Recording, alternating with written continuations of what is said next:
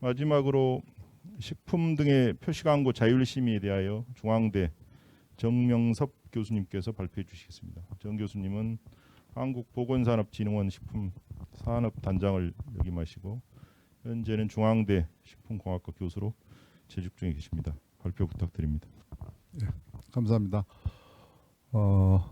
일반 식품 기능성 표시 광고의 자율 심의에 대해서 소개해드릴 중앙대학교 식품공학과 정명섭입니다. 제 발표 순서는 먼저 식품 등의 표시 광고 자율 심의의 법적 근거에 대해서 말씀을 드리고 일반 식품의 기능성 표시 광고 심의 내용들 어떤 것들을 심의하는지 설명을 드리고 세 번째는 부당한 일반 식품의 기능성 표시 광고 실제 사례들을 몇 가지 예를 들어서 잘못된 것들에 대해서 소개를 해드리겠습니다. 마지막으로는 이제 간단하지만 우리나라 지금 자율 심의, 광고 심의를 하고 있는 한국식품산업협회의 심의 운영 규정이 어떤 것들이 있는지 간단하게 소개를 해드리겠습니다. 제일 먼저 이제 식품 등의 표시 광고 자율 심의의 법적 근거는 무엇인지 일단 표시 광고에 대한 사전 심의를 받아야 되는 식품은 어떤 것이 있는가? 모든 식품이 광고 심의를 사전에 받아야 되는 것은 아닙니다. 그래서 법에 식품 표시 광고 법의 시행 규칙에 보면 제 10조에 보면은 특수용도 식품에 대해서 광고 심의를 받고 그다음에 두 번째는 건강기능식품에 대해서 광고 심의를 받습니다. 세 번째는 이제 일반 식품의 기능성 표시 식품들 이런 것들의 세 가지의 식품에 대해서는 사전에 자율 심의를 받습니다. 자, 그러면 이런 식품 표시 광고의 사전 자율 심의는 어디에서 하는가라고 되어 있는 것인데 이것은 법률의 10조에 따르면 식품위생법 제59조 1항에 따른 동업자 조합에서도 할 수 있고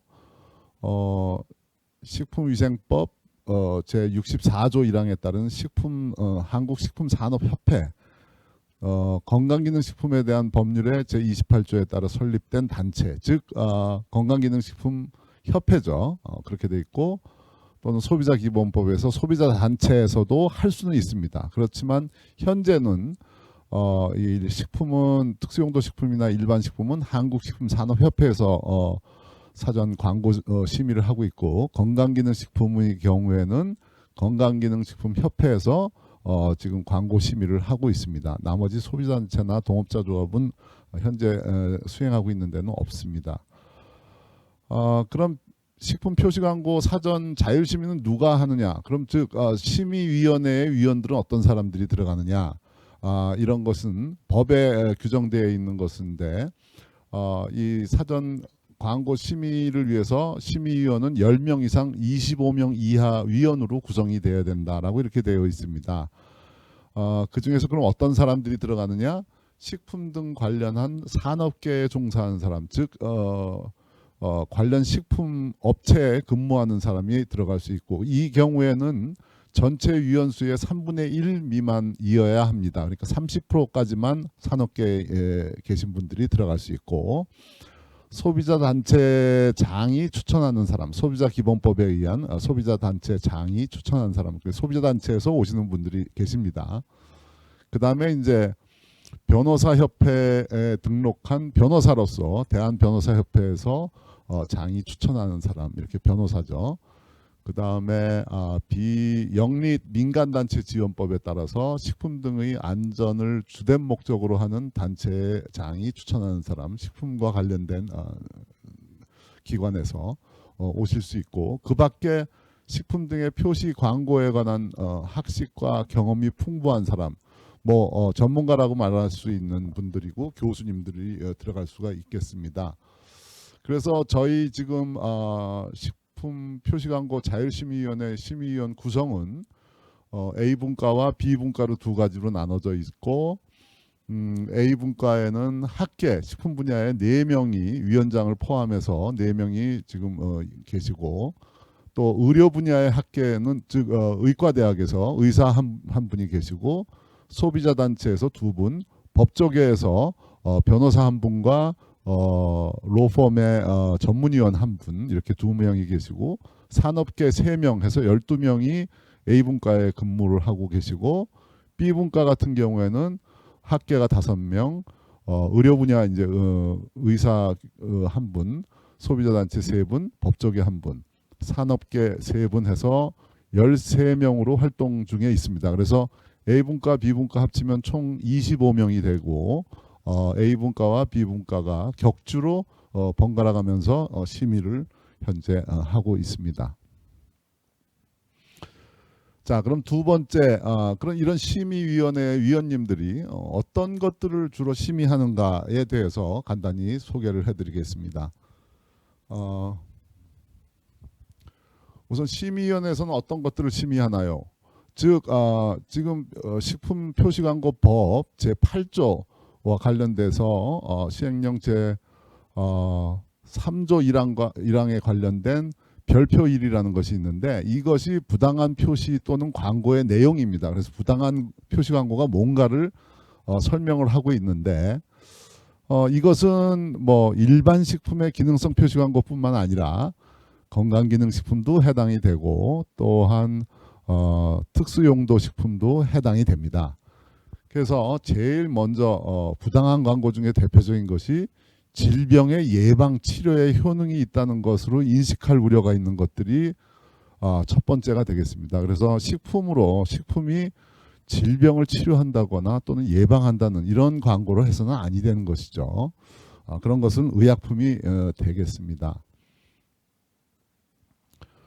2번째, 또 식품 등을 의약품으로 인식할 우려가 있는 것, 그런 것들은 안 되죠. 식품은 우리가 일반적으로 식품은 섭취한다고 그러죠. 그 의약품 같은 경우는 복용한다 그러잖아요. 그래서 의약품은 어떤 질병이 발생했을 때 단기적으로 치유를 목적으로 우리가 먹는 것이 의약품이 되겠고, 식품인 경우에는 저희가 남녀노소가 삼시세끼를 마음껏 먹을 수 있는 이렇게 안전한 것이 식품이 되겠죠.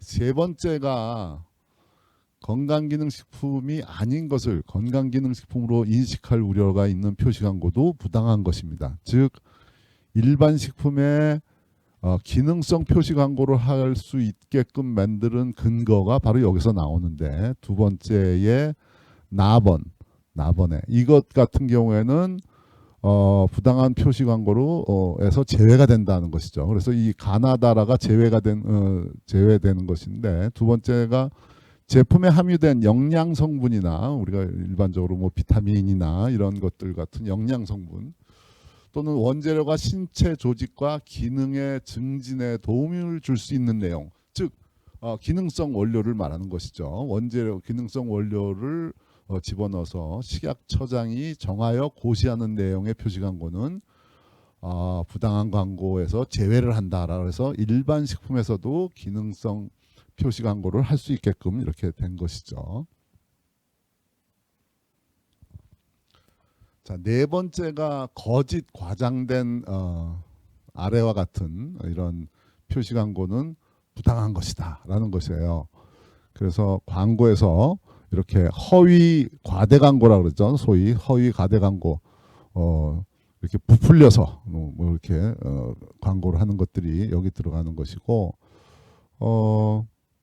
이 내용에 뭐 예를 들면 마번에 이렇게 보면 예를 들어서 라번에서도 신체 일부 또는 신체 조직의 기능 작용 효과 효능에 관해서 표시하는 경우에도 부당한 허위 광고가 되고, 식품인 경우에 또 정부나 관련 공인기관의 수상이라든지 인증, 보증, 선정, 특허와 관련해서 사실과 다른 내용을 표시하는 경우에는 부당한 표시가 되겠습니다. 또 가장 많이 이제 신경을 많이 써야 되는 것이 이제 소비자를 기만하는 그런 표시들은 다 부당한 것이죠. 여기 뭐 다 일일이 가나다라마 뭐 그 뒤에 것도 일일이 설명을 하기는 뭐하지만 대표적인 것들을 뭐 하나 소개를 하면 예를 들어서 체험기를 이용한다든지 이런 것은 많이 지적되는 것들입니다. 그 체험기가 사람에 따라서 다 다르기 때문에 한 사람의 체험기를 광고에 그대로 내보내는 것은 부당하다고 이렇게 보고 한방이라든지 우리 한약 같은 이런 것들을 한방 표시를 한다든지 뭐 특수제법 좀 애매하죠. 객관적으로 객관성이 떨어지는 특수제법 뭐 이런 것들을 사용한다든지 단체가 추천한다든지 이런 것들이고 또한 의사, 치과의사, 한의사, 수의사, 약사, 한약사, 대학 교수 이런 사람들이 광고할 수 없습니다. 저도 광고를 할 수 없습니다. 특정 식품을. 다만 가능한 경우는 뭐냐면 제가 어떤 제품을 개발했을 때 개발에 직접 참여해서 개발했을 때는 제가 광고를 할 수가 있습니다. 의사도 마찬가지로 한의사도 마찬가지로 자기가 제품을 개발했다 하면 광고에 참여를 할 수 있는 것이죠. 또한 외국어를 잔뜩 써가지고 마치 이것이 수입 제품, 미국에서 미국 제품인 것양 그렇게 표시하는 것도 광고하는 것도 바람직하지 않습니다. 그 외에도 여러 가지가 뭐 건강기능식품으로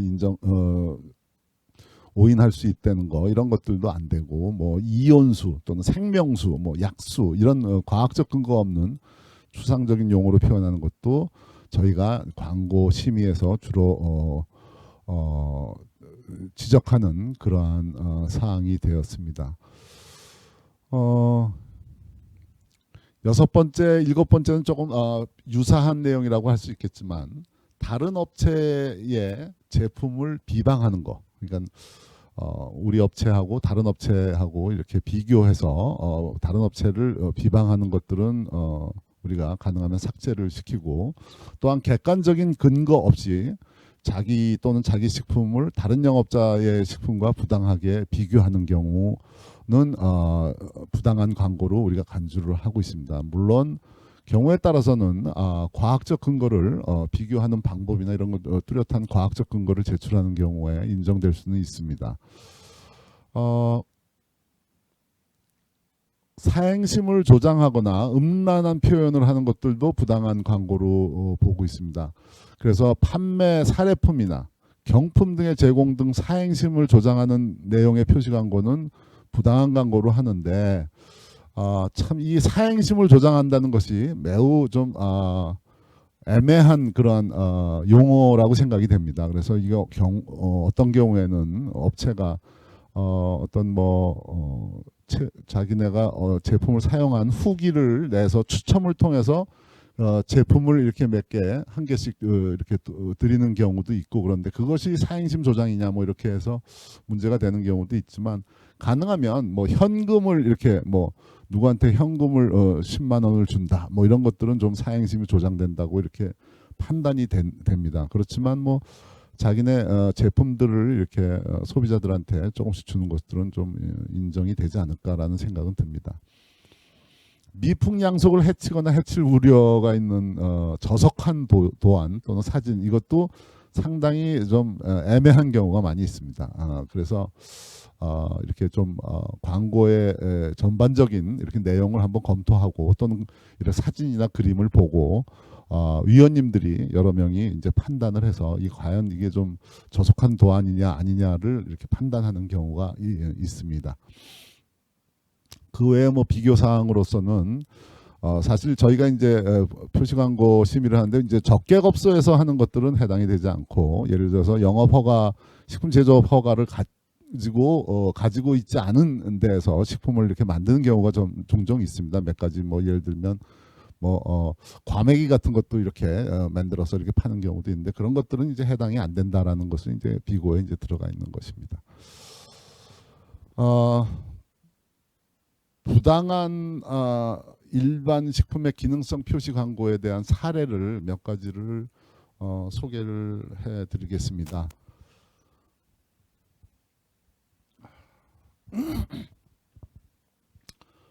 자, 일반적으로 일반 식품인 경우에는 식품 유형이 식품 공전에 있는 식품 유형이 이제 있는데 거기에서 이제 기능성 식품을 기능성 원료를 넣어서 기능성 표시를 하고 광고를 하는 경우가 있는데 이제 뭐 식품 유형은 기타 가공품이 가장 많습니다. 일반적으로 기타 가공품 식품 유형 공전에서 기타 가공품으로 되어 있는 것들이 많이 있는데 제일 먼저 이렇게 보면 기타 가공품에 원활한 배변 활동에 도움을 줄 수 있다고 알려진 차전자피 식이섬유를 함유했다라고 이런 기능성 물질을 함유했다고 놓고 뭐 예를 들면 부적절한 광고 문구는 뭐냐면 빠르게 빼주고 건강하게 챙겨주는 그래서 뭐 배변 활동에 도움이 될 수 있다는 이런 표현을 한다든지 변비와 같은 질병명을 이렇게 치유할 수 있다라는 것을 이렇게 표현하는 것들은 삭제를 하게 됩니다.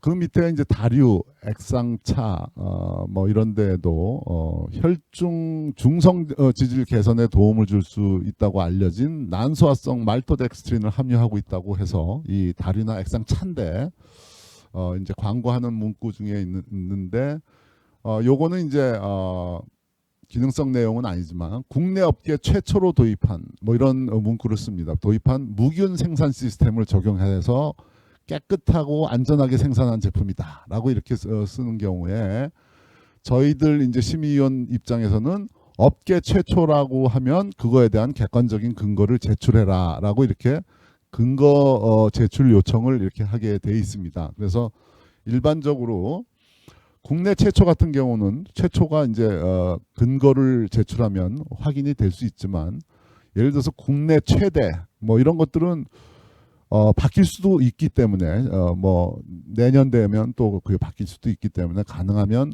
그런 국내 최대라든지 뭐 이런 용어들은 사용을 지양시키는 그런 입장입니다.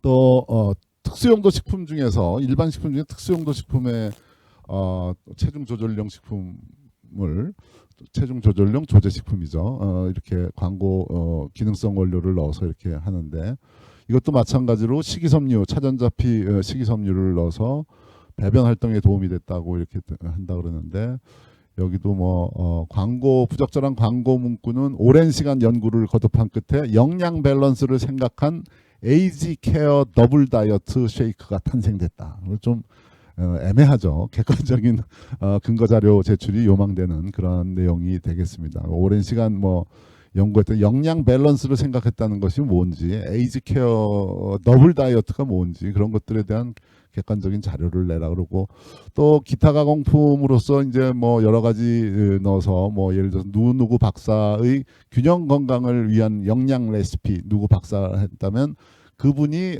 사실은 그거를 하는데 같이 제품 개발하는데 같이 참여를 했는지 안 했는지 이런 것들에 대해서 제출 요청을 근거 자료 제출 요청을 하고 있습니다. 요새 이제 뭐 프로바이오틱스가 굉장히 많이 건강기능식품 중에서 많이 판매되고 있는데 발효 음료나 유산균 음료인데 거기에 또 프로바이오틱스를 넣어서 또 기능성을 이제 표시하는 경우가 있습니다. 그래서 부적절한 광고 문구로는 장 편한 하루를 위한 장이 편한 뭐 이런 것들 용어 장에 의한 장을 위한 장 건강 효과적으로 관리한다라는 이런 장 건강을 관리해준다라는 이거 기능성을 완전히 이제 표현한 것이죠. 그런 것들은 안 되는 것이죠. 그 중에 이제 뭐 같이 이제 원재료로 사용한 것 중에서 과일의 여왕 이렇게 쓰고 변비에 좋은 플루온 그래서 변비라는 질병명을 사용했기 때문에 일반 식품에서는 질병명 사용이 이제 불가능하고 유당불내증이 있으신 분을 위해서 뭐 한다 이런 좀 것은 전부 삭제 요청을 저희가 하고 있습니다. 그리고 동물성 식품을 많이 드시는 분은 뭐 기존의 우유가 포함된 요거트와 달리 뭐 이런 식의 표현은 타 식품을 비방하거나 비교 질병 표현 같은 것들을 하기 때문에 자주 배탈이 나시는 분 뭐 이런 섭취를 해라 뭐 이런 식의 용어 문구도 좀 바람직하지가 않다라고 이렇게 말씀드릴 수가 있습니다. 마찬가지로 발효유인데 뭐 프로바이오틱스를 넣어서 피로 다운 활력 있는 하루, 개운한 하루를 위한 뭐 이런 애매한 그런 용어들을 사용해서 광고하는 경우도 있고, 뭐 예를 들어서 유럽의 불로초, 파이토케미칼이 풍부한 기적의 나무라고 불리우는 뭐 이렇게 등등 객관적인 또는 과학적인 근거가 부족한 이런 용어가 많이 있습니다. 뭐 광고의 내용은 아니지만 표시의 내용입니다. 여러분들 아시다시피 아까 첫 번째 연사이신 우리 식약처의 조사무관이 말씀을 하셨지만 이런 기능성 원료가 알로에 겔이다라 그러면 알로에 겔이 피부 건강에 도움을 줄 수 있다고 알려진 알로에 겔을 함유하고 있다라는 것을 이제 표현할 수 있는 것이죠. 표시할 수 있는 것이죠. 그런데 이것을 글자 크기를 아주 피부 건강을 굉장히 크게 쓰고 알로에 겔을 크게 쓰고 이렇게 하면 바람직하지 않다라는 것이죠. 그래서 일정한 글씨 크기로 그것을 수정해 달라라고 이렇게 저희가 주로 요구를 하고 있습니다. 그래서 그 글씨 표시의 표시 사항입니다. 그건 광고라기보다는 표시 사항인데 주표시면에 표시하는 것들은 똑같은 글씨 사이즈로 표시하라라고 이렇게 수정을 요청을 하고 있고, 어린이 이제 관련돼서 있는 것이 면역력 증진이라든지 피부 건강, 뭐 장 건강에 도움을 줄 수 있는 알로에 겔 함유, 뭐 이렇게 해서 음료류, 과체 음료인데 뭐 쓱쓱 크는 아이, 뭐 아이들 키 성장을 이렇게 보여줄 수 있는 그런 표현이나 여기 밑에 있는 기린의 목이 긴데 거기다 줄자를 이렇게 해서 뭐 키가 크는 것 같은 이런 이미지를 주는 그런 그림 같은 것도 저희가 삭제 요청을 하고 있습니다. 채소 안 먹는 우리 아이 케일로 쑥쑥 키워주세요. 그래서 이거 먹으면 키가 쑥쑥 큰 것 같은 그런 과대 광고를 하고 있는 것이죠. 또 이제 쉽게 실수하기 쉬운 것 중에 하나가 일반 식품의 기능성 표시도 인증이라고 이렇게 광고를 하시는 경우가 많이 있습니다. 이것은 인증은 아닙니다. 근데 어린이 기호식품 인증은 맞습니다. 그렇지만 일반 식품의 기능성 표시 인증 획득 이렇게 표시하는 것이 있는데, 그런 경우는 이제 인증은 빼라, 이건 아니다라고 이렇게 설명을 하고, 제일 많이 이제 이것은 뭐 일반 식품의 기능성 표시 뿐만 아니라 특수용도 식품에서도 광고 심의에서도 마찬가지고 건강기능식품에서도 마찬가지입니다. 첨가물, 뭐 산무, 첨가물을 최소화했습니다. 뭐 이런 식의 내용들인데, 사실은 무첨가 뭐 이런 용어는 사용을 하지 말라고 이렇게 권고를 하는데, 일반적으로 첨가물이 산무다 그러면은 불필요한 첨가물을 나열해서 3가지를 안 넣었다라고 이렇게 얘기할 수도 있는 것이거든요. 근데 일반적으로는 우리가 그 제품을 생산하는데 필요한 첨가물을 어떤 특수한 공정 개선을 통해서, 노력을 통해서 그 첨가물을 안 쓰고도 똑같은 품질을 유지할 수 있다. 이런 경우에는 이제 사용할 수 있도록 하지만 뭐 무 이렇게 유해 물질을 이렇게 써서 하는 경우도 많이 있습니다. 그런 것들은 가능하면 삭제를 저희가 요청을 하고 있습니다. 지금 사실은 일반식품 기능성 표시 심의가 올 3월부터 시작을 했습니다. 그래서 그렇게 1년도 아직 채 안 됐고 많은 사례를 제가 이렇게 보여드릴 수는 못했는데, 그래도 통상적으로 많이 이렇게 나오는 실수들을 좀 정리를 했고, 그런 것들이 이제 점점 데이터가 많이 쌓이면 좋은 내용들이 나오지 않을까. 그 다음에 어떤 나름대로의 일반 식품의 기능성 표시 광고에 대한 가이드라인이 이렇게 만들어지지 않을까. 그래서 식품산업협회에서도 그 데이터를 쭉 지금 모으고 있습니다. 모으고 있다가 나중에 이제 홈페이지나 이런 데에서 넣어서 이런 것들은 사용하지 말라고 이렇게 아마 홍보를 하지 않을까라는 생각입니다. 마지막으로 식품산업협회의 심의 운영 규정을 소개를 하면, 여러분들이 광고를 이제 하고 싶을 때는 식품산업협회에 연락하시면 됩니다. 그래서 식품산업협회에서는 3가지 기준을 가지고 있습니다. 표시광고 자율심의 운영 기준이라 그래서 특수용도 식품의 표시광고 자율심의 운영에 대한 세부 사항을 규정하고 있고, 심의 결과는 저희가 적합, 수정적합 또는 부적합 요 3가지로 나갑니다. 수정적합은 뭐로 고쳐라고 그러고, 부적합은 아예 이제 부적합을 내는 경우가 있고, 표시광고 자율심의 기준이라는 것이 있습니다. 심의 기준이 있어가지고 이것은 이제 아까 얘기했던 식품표시광고법의 제8조 또 그 시행령 아까 얘기했던 3조와 같은 별표 1에 관한 내용을 좀 더 이렇게 서술해 놓은 설명해 놓은 것이고 표시광고 자율심의위원회 저희 심의위원회 운영 기준입니다. 그래서 10명에서 25명을 임기 2년으로 해서 이렇게 운영을 하고 있다라는 것을 하고 저희가 어떻게 심의하느냐 제적위원 2분의 1 반 이상의 출석과 출석위원 과반수 이상의 찬성으로 의결을 하게 돼 있습니다. 그래서 위원님들한테 의견을 묻고 과반수 이상 찬성이 되면은 통과가 되도록 그렇게 되어 있습니다. 여기까지 발표를 마치고 2부에서 여러분들하고 혹시 질의응답이 있으면 답변을 하도록 하겠습니다. 감사합니다.